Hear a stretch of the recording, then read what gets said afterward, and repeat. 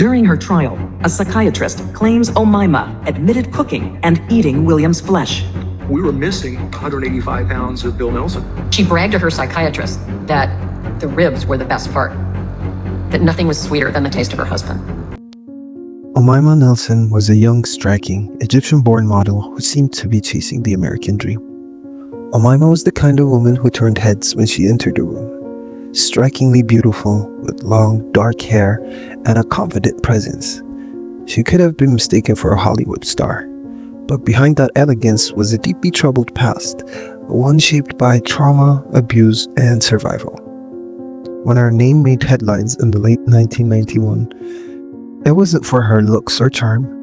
It was for one of the most horrific murders California had ever seen. A model, a newlywed, and a killer.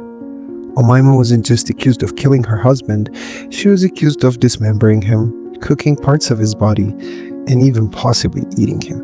This is the true story of Omaima Nelson.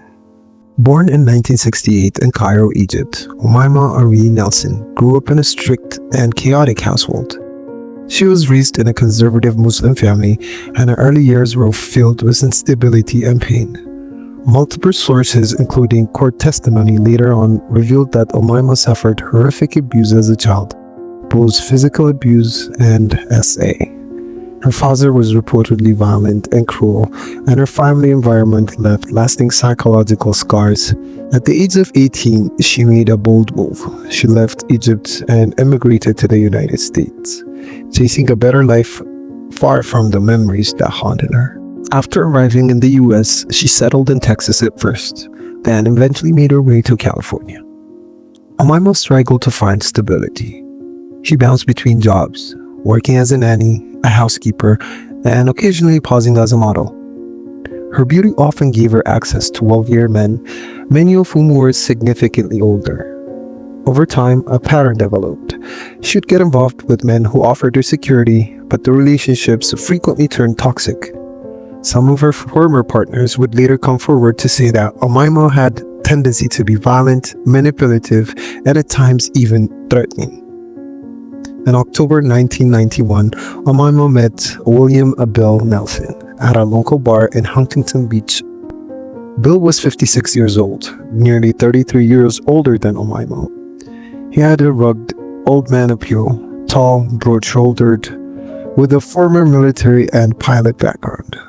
He'd also done time for drug smuggling and had a long, complicated past. Still, he had money, charisma, and an adventurous spirit that drew Omaima in. Within days, the two were inseparable. Just weeks later, they were married. It happened quickly. Some reports say it was within 5 days of meeting. Others say a few weeks. But either way, it was impulsive. Friends and family were shocked. Omaima moved into Bill's apartment in Costa Mesa, and from the outside, it might have looked like she'd found the security she's always wanted.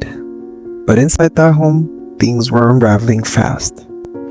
According to Omaima, their marriage was hell almost immediately. She'd later testify Bill was controlling, aggressive, and physically abusive. She claimed he forced her into degrading acts and treated her more like a property than a wife. Neighbors would later say they heard arguments shouting from the apartment, though no one suspected just how bad it was.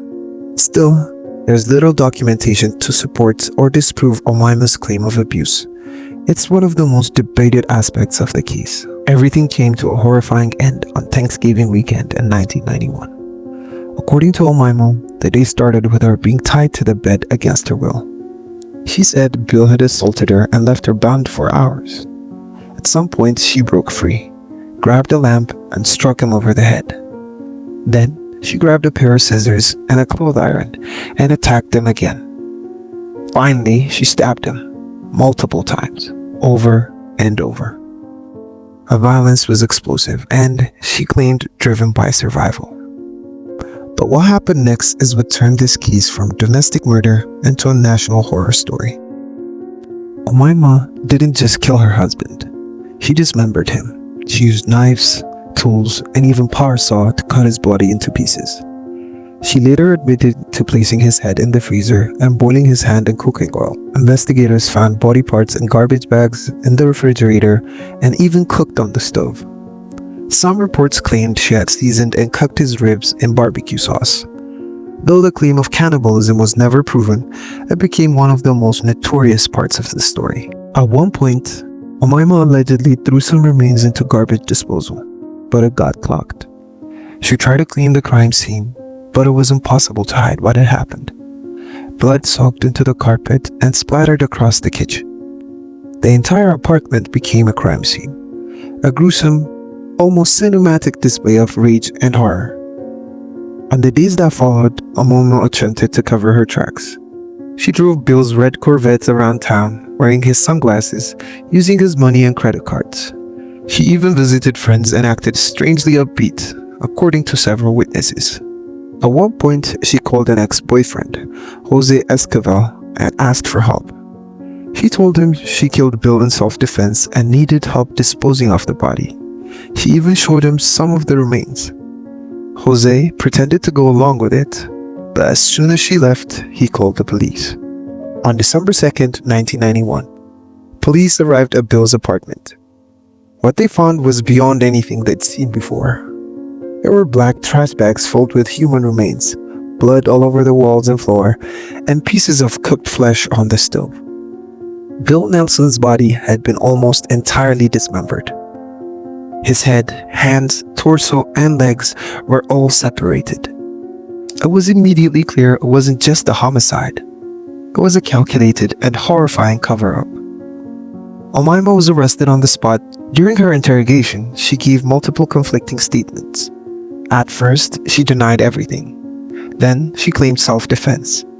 Later, she began to describe visions of ancient Egypt spirits and voices in her head. She said she believed she had to kill Bill or he'd kill her.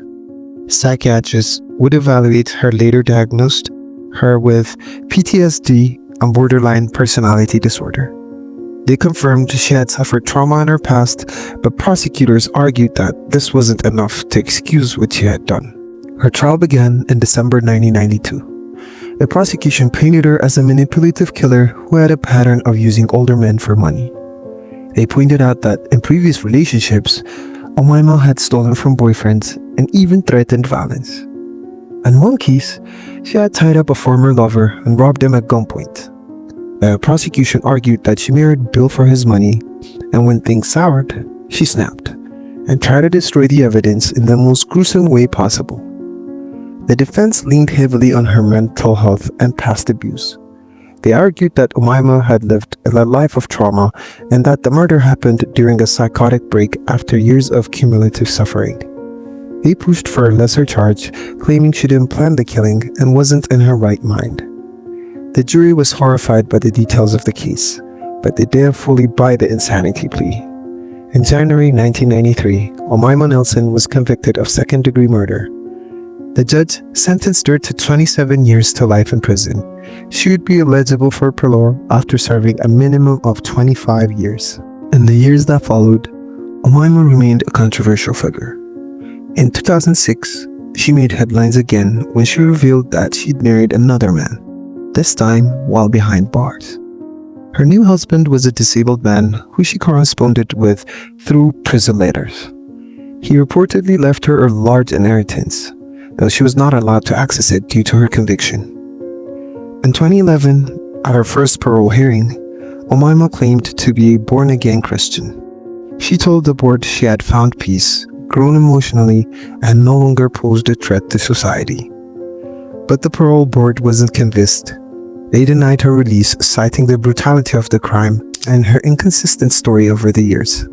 She remains incarcerated at the Central California Women's Facility in Chowchilla.